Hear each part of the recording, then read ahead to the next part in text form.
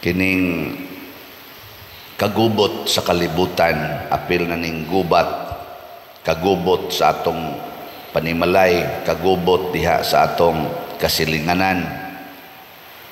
Gihatagan na ni siya og pasidaan sa mga apostoles, sama ni Santiago nga nagsuwat dinhi sa atong unang pagbasa. Tinaw kay niyang pagkasulti nga ang hinungdan nga nagkagubota tungod kay dunatay gipangandoy nga wa nato makabot. Ana, lingay mong tupad na napakay wa makabot.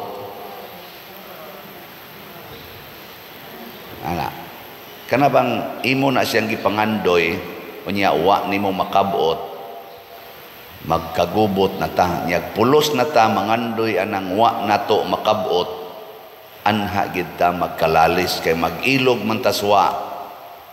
Mag-ilog ka suwa ba arang-arang pa ng basketball, 12 ka buok tao mag-ilog sa usa ka buok bola, mura gid hinog mga buang, no? Isod naman, balik ra mas pikas, pero at least na igilogan usa ka buok. Kana gyud mag-ilog ta suwa. Nya unsa man ang mag-ilog suwa, mauna ang garbo. Ang garbo ba nga ako gyud labing dako, mauna mangandoy ko ani aron mahimo jud kong labaw niya. Pero siya sa nangandoy siya ato, ako ginang kabuoton kay mahimo jud kong labaw niya. Ngana nya mag-ilog mo ana, along the way magkapangka-pangka, kabantay mo sa mga players, magkadamagay o say mga bali pa. Tungod kay nag-ilog anang bula. Ako di man kay kumain mo duwag basket sa una, hilig lang yun ko, elementary o high school, pero di kay kumayo. Mauna nga, doon na dyan ko naobserbahan nga magsigi na lang kugdagan, tabok-tabok sa ring, di dyan ko mahatagag bula. Labi na og ana kayo ang score, di man ko nila lauman nga ako'y makapaskor mo nang sige lang yung kugdagan, sige dagan anak nakusus mura man kugbuang ani hapit na mala ni mahuman ang duwa, sige lang yung kugdagan, kuyog dagan anak, pero wag yung ko tagaig bula. Adto na sa panahon ingon anak niya og pananglitag mangilog yung kang magbinuaya mudam agyud ka dito, ang resulta magkaaway yun. Nakaroon unsa may solusyon, kinahanglan mangayo tas Ginoo. Pero daghan sa kuno nato nga nangayo wa gyapon hatagi, nganuman kay di sad ta ka maong mangayo. Unsaon man pagpangayo sa Ginoo, kinahanglan gyud nga mapaubsanon, humble. Nya kinsa maning mangayo nga mapaubsanon, dili mangayo para sa iyang kaugalingong katagbawan. Kita God bisag magpaubos pa ta, pero ang ato gyapong tumong mangayo ta para sa atong kaugalingon. Para karon ni simba ka, kinsa may imong unsa may imong gipangayo sa Ginoo karon ni simba ka. Okay. Nauna ako no. Tagaay ko Ginoo og maing panglawas. O kana ngano man di ta ko masakit. Maayo ta ko sa akong sakit. Ngano man unsa may sunod aron maatiman ako akong mga anak kay gagmay para bani, aron makapadayon kog trabaho, makapaeskwela ko sa akong mga anak. Pulos ra gyud kaugalingon, di ba? Maura gyud na imo tagaay kog pagkaon para dili mi magutman, bahala na nang among silingan diyang mga buangon ug bagutman. Ginoo luwas sa mi nga dili unta ni maguba among balay, bahala nangaguba na ng ilang balay diha. Ginoo tagaay kog kwarta nga mapalit gini na kong yutaa dinhi aron ako na ning makural, bahala nagwa nay agiana ng akong silingan, basta ako siguro lang gyud ko nga nindot ang akong nataran. Daghang ginato ana. Ginoo dili unta ko mamatay, bahala nagsila nalay mga matay. Ug atog yung sumpayan ba, Mao man agod ang kana mga tao nga gasigil og hunahuna siyang kaugalingon, iyang hunahuna labaw siya sa uban. Nga dili siya angayang masakit, nga dili siya angayan nga mapobre, dili siya angayan nga magkalisod, dili siya angayan nga magantos. Bahala na lang ng uban dihag magantos. Pag-alas ko na mo take og board exam. Ang hunahuna-hunaon ra gyud Ginoo makapasar unta ko, Ginoo makapasar unta ko, Ginoo in taon makapasar unta ko. Wa gyud maghunahuna nga kanang inig exam naa man gyud mahagbong. Nya katong nahagbong unsaon man to nimo? Bahala na Lord basta pasar lang ko. Wa ka maghunahuna. So ang sakto ding pagampo mga igsoon, mao ay ang pag-ingon, Ginoo, hatagi ko aning maong grasya kay ako ning ipaambit ngadto sa uban. Gilingay mong tupad. Ing na nangandoy kang mupaambit nga rin ako. Ing na nangandoy ka nga mupaambit nga rin ako. Oh, wagin maghuna-huna. Kita dinhi sige tagbaligyag slat para unsa man na? Para pare, para nako, para nato. Kaluoy Ginoo wa gitaan ng pangandoyang. Unsa may itong pangandoy nganong sige tingon palit mog slat, SBF dag 500 pesos. Ana ngano man para sa katawhan nga atong gialagaran. Palit mo aning paras kapilinya tag 1,000 pesos each day. Ngano man alagaran ang mga devotees sa mahal nga Birhen Maria. Para gyud sa katilingban. Muna nga gidungog sa Dios Ginoo ang atong pag-ampo naagi mo musod nga grasya matag karon og unya. Di inon tanan. Pero kamo sang wa mamalit og slat, unsa kay inyong giampo? Kamo bang wa mamalit kay ubay-ubay man gyud mong naminaw nya wa mo palit. Kanus apa man mo palit? Ayaw sa padiroy kay para in taon ni sa uniform sa akong anak, para in taon ni sa among pagkaon, para in taon ni sa akong maintenance, para in taon ni sa akong bayranas tubig, bayranas kuryente. Pulos gyud imong hunahuna para imo. Di na mao. Di na mao. Muna sugod karon hunahuna pag-una ang simbahan, ang katawhan. Muna gibutang diri sa atong ebanghelyo niingon diri ningos Kristo, kinahanglan nga mahimo gyud mong sama sa gamayng bata or mudawat mo sa gingharian sa Dios sama sa gamayng bata. Kanang gamayng bata ug imo nang tan-awon siya, dili gina siya maghuna-huna sa iyang kaugalingon. Unsa may iyang huna-hunaon kanunay ang gusto sa iyang ginikanan.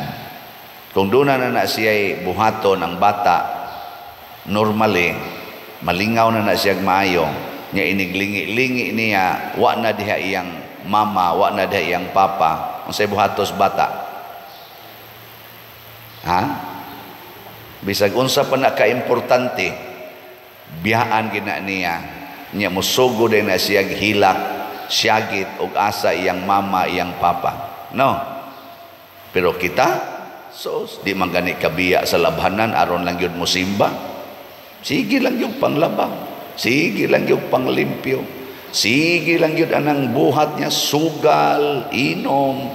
Lingaw lang yun ba? Sige lang yun. Di na mangitag Ginoo. Bahala nagpuyo-puyo. Di na yun maghilak na mangitag Ginoo aron makasal. Sige lang yung puyo-puyo kay wapay kwarta. Sige lang yung puyo-puyo. Di gyud mangitag Ginoo. Ang Ginoo in taon hain naman ka. Sige na malami anig tinukhangay wa man mikasal. Porte maning dako ang sa. Sige kabit-kabit. Di gyud manghilak na mangitag Ginoo. Mo nang ingon diri sa atong unang pagbasa, panghilak mo kanang inyong katawa ilisi na naghilak. Wa mo kakita nga kanang inyong pagsigig patuyang sa inyong kaugalingon mo na hinungdang nagantos nagmaayo ang tibuok kalibutan. Kanang sige ninyong gubat, siging gubat, panghilak ka mo Kamo mga leaders sa mga nasod nga nagsigig gubat, panghilak mo, purti ng daghanang naghilak karon. Kay nawadaan sa ilang mahal sa kinabuhi, kay nangaigo ang inyong mga bomba, mga pinatyanay, dagko kay gasto, spending billions of dollars just to kill each other. Panghilak ko Kamo, ganahan na mong muhilak. Muhilak raman sa tag, wa na tay bugas. Muhilak tag, kita na say makanser. Stage 4. Pero di kita ka maong muhilak, magtanaw sa atong silingan na purting lisura. Una, isip simbahan, isip katawhan sa Dios, ato ning himoon. Nga unsaon man ato, padaghan makitag panginahanglan, ay simple ra kaistanan ang advice sa Ginoo. Tubag nato sa Salmo ay unsa may tubag, itugyan ang inyong mga kabalaka ngadto sa Ginoo ug lig-onon kamo niya. Lord, wa ko kapaeskwela sa akong anak, ako ning itugyan nimo. Ayaw pagkarakara na mangutang kay paeskwelahon yung anak. Lord, di ko kapaeskwela sa akong anak. Mingon sa nang Ginoo, ayaw lag paeskwelaha usa. Simple kayo. Ning kagrabiha sa Lord, ni unsaon naman lang ni, unsa may iyang kaugmaon. Siya ang ako sang anak, pag-anhis kalibutan, wa sad ka eskwela. Pero nahimong manluluwas sa tanang katawhan. Di ba? Lord, wa nami makaon, wa nami malungag kay pertig yung lisura. Nabalaka ko mga matay mis gutom. Ningon sa Ginoo, pag fasting, ayaw kaon. Mga matay mi Lord.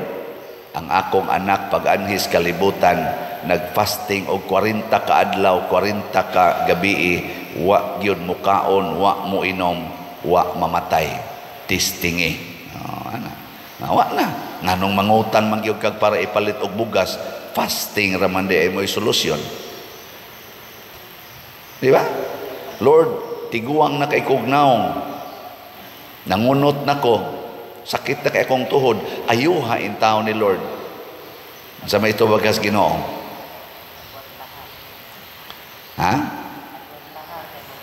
Dawata nga hapit ng imong schedule. Lord, di pa in taon ko gusto, Lord, di pa ko gusto. Siya, Pedro Kalungsod gani. Pedro Kalungsod ba? Patay man gani 17 anyos, ikaw na ba nga hapit na mo 80? Ako gani, pag-anhin ako sa kalibutan, 33 anyos lang, patay na gani, ikaw na bang 60 na? Ano ba? Si Francisco gani og si Jacinta katong gipakitaan sa kwan, wa man gito kaabot og 10 anyos pa, patay na magani silang duha nga nakakita gidto mahal nga birhen. Kamo na ba nga inyong nakitaan ka na yung kwarta? Di ba? Dahil ma-relax din ka. Okay. Wa na. Relax na kay kang magpaabot sa imong schedule. Nya galisod kag lakaw. Di ba? Galisod kag lakaw, pero kasi ginagunahona. Hapit ng schedule. Inigbangon ni mo, di nakahapit ka bangon. Dol-dol na yung schedule. Lingaw kay kastanan. Dili ka, hello, din ako sa ospital, din ako sa ospital. Ako magiging sigang balik-balik din sila pader. Ingon ka nga, wag yung kay gibiling kwarta diya sa imong bulsa, wag yung kay gitigom nga para imo. Unyag masakit ka. Kinsa may mugasto ni mo nako. Ang simbahan, ay gyud salig anang simbahan pader. Ang mga tao, may lang na, muduol ni mo basta naapa ka, pero wa na ka, sus asa pa na agi-agian na lang ka ana nako di mutikos-kos good di lang sa ko magpada nga tong ospital og way kwarta so mamatay ka nako di patay si haro sa giod nako dia pertinang baho dia sa kwartos taas wa gi mga taga San Vicente Ferrer dinhi nga mohipos anang pari nga giod ng lawas. Di mo mahibong nga wa naman manaog spader, wa naman mo kana ganing misa, utuan na din ni tuskig naman di ay dito. Di gin mo muhipos. Giling nga imong tupad, ina muhipos kang pader.